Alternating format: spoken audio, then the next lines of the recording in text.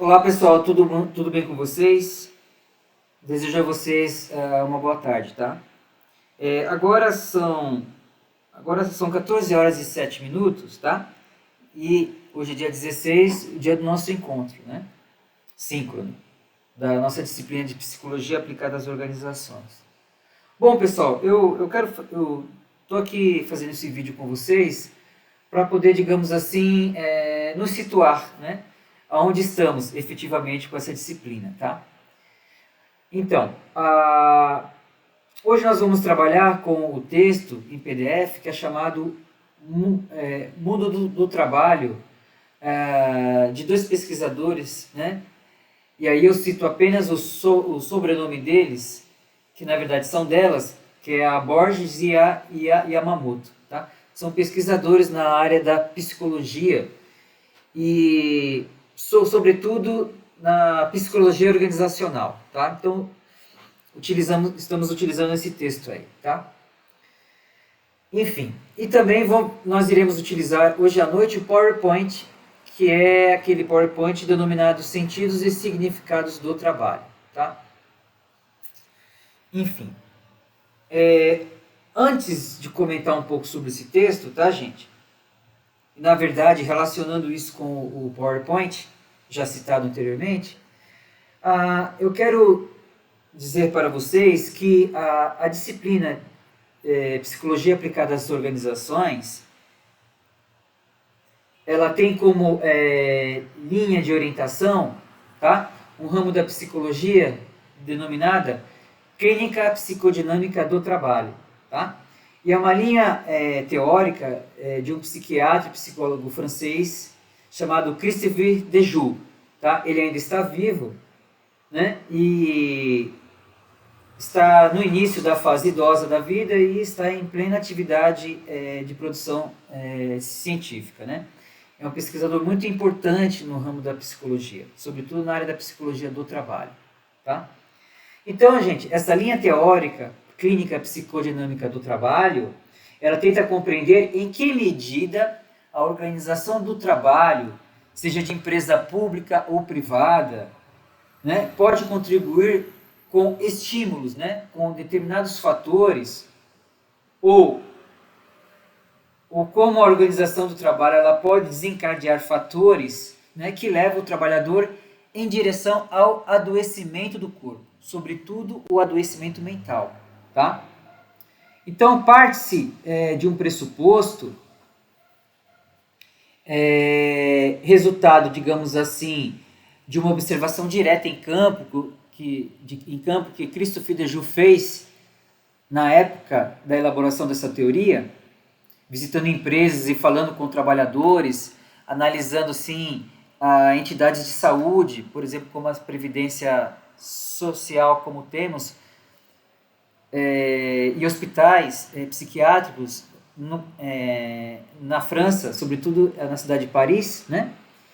E ele observou que havia trabalhadores de determinadas empresas que efetivamente adoeciam por conta do trabalho, né? Mas que não eram necessariamente adoecimento relacionados, esses adoecimentos não tinham nexo causal efetivamente com as questões ergonométricas do trabalho, né? Como, por exemplo, ambientes insalubres ou químicos, né? Então, ele levou em consideração que a organização do trabalho propiciava, digamos assim, precipitava alguma coisa nesses trabalhadores, tá? E que trabalhadores efetivamente adoeciam por conta do trabalho, porém, haviam também outros trabalhadores que não adoeciam, sendo que esses últimos, que não adoeciam, estavam sob as mesmas condições dos primeiros, tá? Então, Christophe sugere que os trabalhadores que não adoeciam, supostamente eles desenvolveram algum tipo de mecanismo, entre aspas, de proteção subjetiva, né? Mostrando, entre aspas, uma certa normalidade aparente. Tá? Então, enquanto outros adoeciam e até reagiam, esses últimos, assim, que não adoeciam, de certa forma, eles desenvolvia uma certa cápsula, entre aspas, protetora, tá?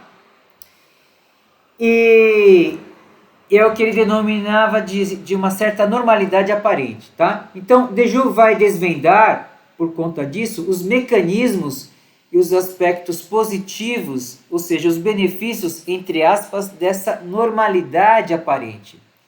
E também explicar o outro lado dessa normalidade, que quando não, digamos assim, desenvolvida pelo trabalhador, leva-o, consequentemente, ao adoecimento mental. E, adoecendo mentalmente, você adoece do corpo, né? Então, gente, essa normalidade aparente que é o foco de investigação e de interesse desse pesquisador chamado Charles Dejoux, tá? Nós vamos ver isso mais adiante no próximo texto também, que vai esclarecer isso para nós, tá? Então, gente, aqui vou repetir também que eu já havia falado em nosso último encontro que por organização social do trabalho entende-se as formas de cooperação entre as pessoas ou trabalhadores do setor público ou privado, tá, gente? Bem como os aportes, digamos assim, tecnológico e as estruturas físicas que permite otimizar de alguma forma a gestão do trabalho, tá? Porém, é importante ressaltar aqui, tá, pessoal, que as organizações elas são feitas por pessoas que trabalham, pessoas que decidem sobre as outras pessoas, que são, consequentemente, afetadas positiva ou negativamente pela cadeia de comando do trabalho, né? Que são os gestores do trabalho. Então, o trabalhador está passivo a isso. Na psicologia organizacional e do trabalho, nós falamos e ressaltamos a importância de alguns construtos sociais que se dão da ordem da coletividade, tá?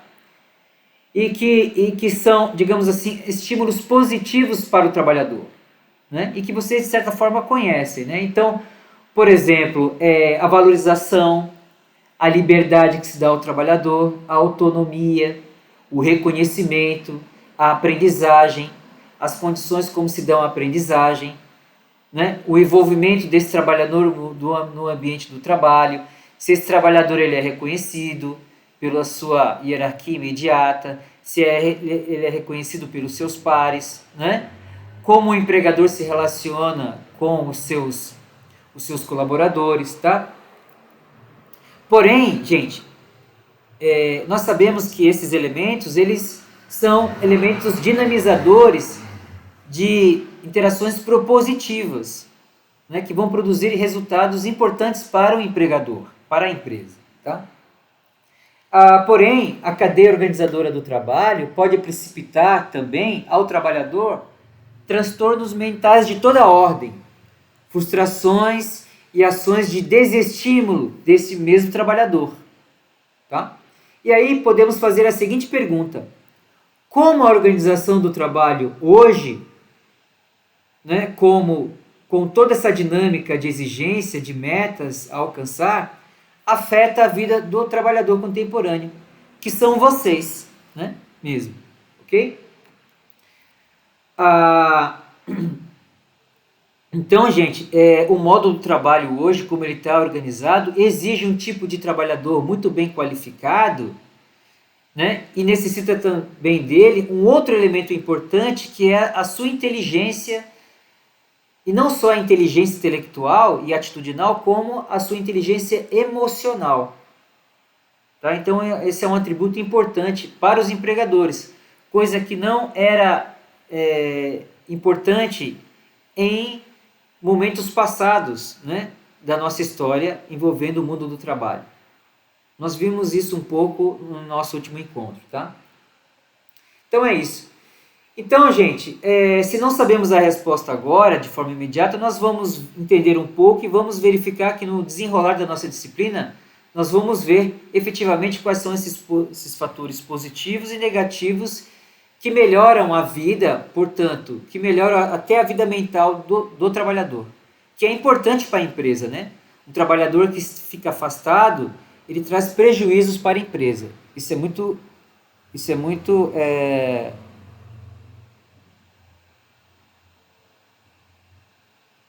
isso não é muito bom, né? Enfim. Bom, gente, agora nós vamos falar sobre o texto do Mundo do Trabalho de Borges e Yamamoto, tá? Como vocês observaram o texto, ele é complexo, em certa medida ele é até chato, né? Para quem não se interessa pelo tema, ou porque ele é muito detalhista, né? Os autores fazem uma viagem muito longa e detalhada sobre o modo da organização do trabalho e como o trabalho era visto numa época até a atualidade, tá? É um texto que tem um propósito evidente, né? Que são as mudanças ocorridas historicamente nesta categoria social denominada trabalho, tá? Dando ênfase aos sentidos e significados que algumas vertentes ou visões de mundos investiram simbolicamente a categoria trabalho, até chegarem no sentido contemporâneo que damos ao trabalho hoje e que cada um tem uma maneira de dizer e avaliar como que é isso, tá? Bom, o que é essencial e vimos em nosso último encontro, tá? É que o trabalho, historicamente, a instituição do trabalho é uma prática complexa, né, e multifacetada. Julgar se o trabalho é bom ou ruim, se traz prazer ou satisfação, sofrimento ou angústia, é uma tarefa difícil para nós, né? Por quê, gente? Porque está no âmbito da subjetividade e da relação da subjetividade com a vida concreta de nós mesmos no mundo do trabalho. Se gostamos daquilo que fazemos ou não, ou se somos reconhecidos ou não por aquilo que fazemos, né? Então, cada um de nós está condicionado por processos históricos também, tá? Tem opiniões diferentes sobre o significado do trabalho, né? Se ele é para autorrealização ou é só para ganhar dinheiro. E cada um tem uma história particular, né? Que com certeza refletirá em cada opinião. Sobre a mudança de sentido sobre o trabalho, nós vimos que na antiguidade o trabalho era visto e entendido como um castigo, algo degradante e algo inferior que impedia, né, pessoal, que as pessoas pudessem desenvolver, por exemplo, a atitude e a temperança, que eram valores, a virtude e a temperança que eram valores muito importantes para os filósofos antigos, né? E até para alguns romanos. Então, a virtude e a temperança eram direcionados para o corpo e para o intelecto, né? Então, o trabalho impedia isso. Então, o trabalho, em seu sentido mais geral e amplo naquela época, deveria ser feito somente por escravos, né? Por pessoas que não exerciam a atividade intelectual mesmo, tá?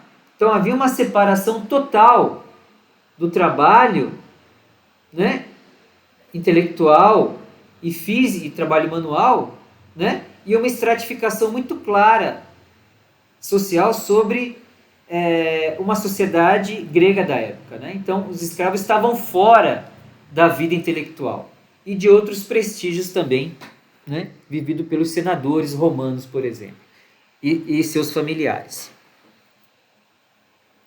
Bom, gente, então havia críticas naquela época, né, sobre essa visão ou sentido dado ao trabalho. Porém, ela será de fato suplantada, digamos assim, com a força da reforma religiosa protestante promovida por Martim Lutero, né, que viu o trabalho não mais como penúria ou um castigo ou algo exercido somente por algumas pessoas, né? Então o trabalho ele passa a ser visto como uma vocação e que todos devem exercer, né? Um dom de Deus que é dado aos homens, tá? Então, e efetivamente naquela época, segundo Max Weber, parece ter ocorrido a aliança do capitalismo então com a ética protestante e construiu assim uma certa ideologia, um tipo de visão de mundo de que o trabalho deve ser central na vida das pessoas e que quanto mais duro se trabalhava, mais o indivíduo seria merecedor da graça divina. Então está aí aquela ideia que nós temos de um trabalho ser realizado como um esforço, e como um esforço até braçal. E isso é possível de ver ainda nos dias de hoje, né? Então o trabalho ele passa a ser visto e tido como uma vocação, um dom de Deus dado aos homens, e o resultado do trabalho, então, ele é a riqueza. E essa riqueza ela indica um sinal de graça, e que você foi até um dos escolhidos, né? Então, os sinais da graça de Deus, né, de você visto como escolhido, os sinais estão presentes nos resultados do trabalho, ou seja, na riqueza gerada pelo seu trabalho. Então aí, gente, está implícito, digamos assim, está implícito aí nessa relação entre capitalismo e ética protestante um novo ethos, uma espécie de motivação, né? Que na verdade é uma combinação entre a consciência religiosa e a ação social, que por sinal desenvolverá no indivíduo, que é o trabalhador, um comportamento metódico, disciplinar, um comportamento voltado para o autocontrole, né, do próprio indivíduo. Tá, gente? A temperança, então, ela será exercida e é um caminho da virtude, daquele comportamento que é, digamos assim, admirável, como um trabalho exemplar, né, de sucesso, tá? Então, é ético que o resultado do trabalho, então, também, e é um valor ético que o resultado do trabalho, ele seja investido, então, em mais trabalho, não em luxúria, não gastar a riqueza com coisas que não são da ordem da graça de Deus, tá? Então, investir em mais trabalho, né, será, então, uma grande motivação. Comprar mais máquina, mais empresas, investir na educação, na melhoria da sua comunidade, enfim. Então, o segredo do sucesso de cada pessoa está delineado aí, tá? Basta seguir. É importante notificar, pessoal, que algumas coisas, né? Que desse movimento, que é essa mudança de visão, né?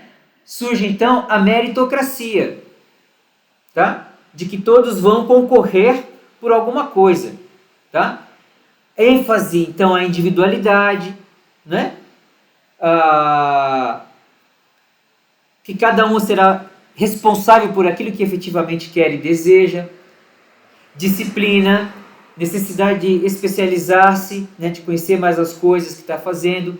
Surgem, então, as escolas de instrução e profissionalizante.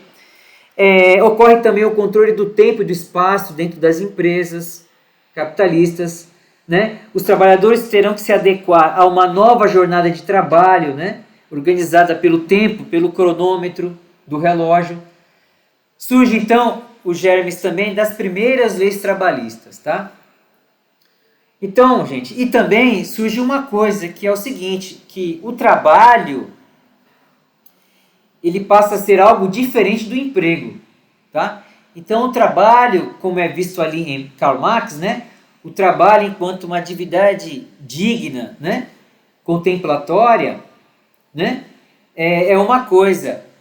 Agora, e o emprego é outro, né? Por quê? Porque o emprego é uma ação remunerada associada, então, à produção de mercadorias. Então, a ideia de que a ação, enquanto a busca de uma pessoa, a busca de um emprego pela pessoa, ela está vinculada à produção de mercadorias e serviços e que essa pessoa será paga por isso, ela receberá um salário, né? Então, o emprego é a ação, então, pessoal, reduzida à ideia de mercadoria, tá? Que pode ser comprada, que pode ser combinada e vendida a qualquer custo, né? Então, aí também opera a lei da oferta e da demanda, tá? Então, gente, evoluindo, então, para, digamos assim, uma vida gregária e mais complexa, né? Então, a partir do século XIX em diante, na Europa, sobretudo, né? No início da vida funcional das cidades e das fábricas, né? O trabalho ele era concebido em condições adversas, tá? Em que o trabalhador não tinha o mínimo de direitos e trabalhavam de forma extenuante, cansativa, em trabalhos desprovidos de conteúdos assim, intelectual, tá? por conta, então, gente, da manufatura. Ou seja, na manufatura, cada pessoa fazia uma parte do processo de um processo de produção, por exemplo, de um sapato, né? Eram atividades parcelares, por exemplo, que não despertava nem motivação e nem interesse nos trabalhadores, né? Não motivava esses trabalhadores a exercer o melhor de si, além de causar sofrimento físico e mental por conta das extensas jornadas de trabalho e pouquíssima valorização do trabalho, tá? Então, esse era o cenário, gente. Então, conforme esse modo de trabalho foi se desenvolvendo, gente, inclusive com práticas fordistas, né, por exemplo, e tornando-se assim insustentável, foram surgindo movimentos de resistência com tendências marxistas, né, que via o trabalho realizado nas manufaturas como algo que gerava não só situações extenuantes, mas como eram geradores da própria desigualdade vivida no trabalho. As pessoas, além de sofrerem, elas recebiam muito pouco pelo trabalho realizado, né? Então, isso entrava com certeza em conflito com a visão do trabalho visto como uma vocação, né? Então, essas duas formas de visão, então, elas vão entrar em conflito, né? Então, gente, e essas tendências marxistas, elas combatiam o trabalho mercadoria, tá? O qual era visto, então, como valor de troca e, ao mesmo tempo, perda de capacidade de ser estruturante, assim, da identidade das pessoas trabalhadoras, né? E da sociedade como um todo. Então, havia uma separação, né? Uma certa cisão entre o trabalhador e o trabalho. E essa cisão era uma cisão também de significado, né?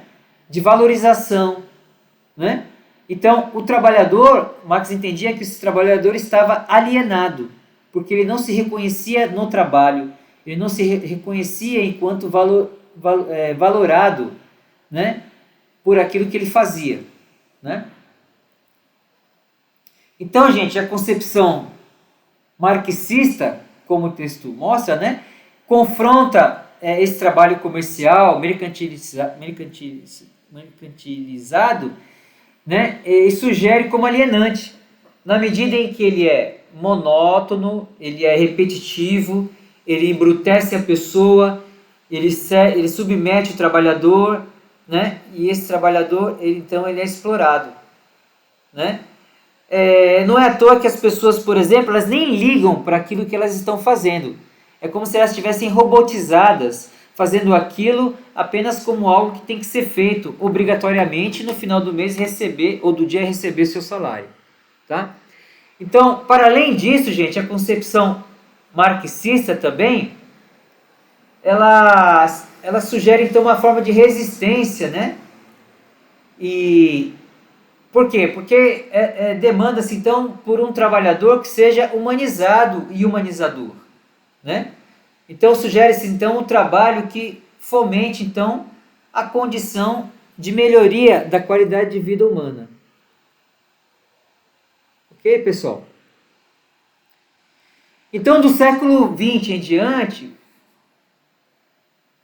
conforme havendo uma evolução no trabalho, né, formas e estilos de liderança foram surgindo, né, como no Taylorismo, no Fordismo, no Toyotismo, entre outras, né, formas de gestão, inclusive, então, com a intervenção do Estado na economia, né, que foi o que promoveu o modelo keynesiano de economia, em momentos de crise do capitalismo.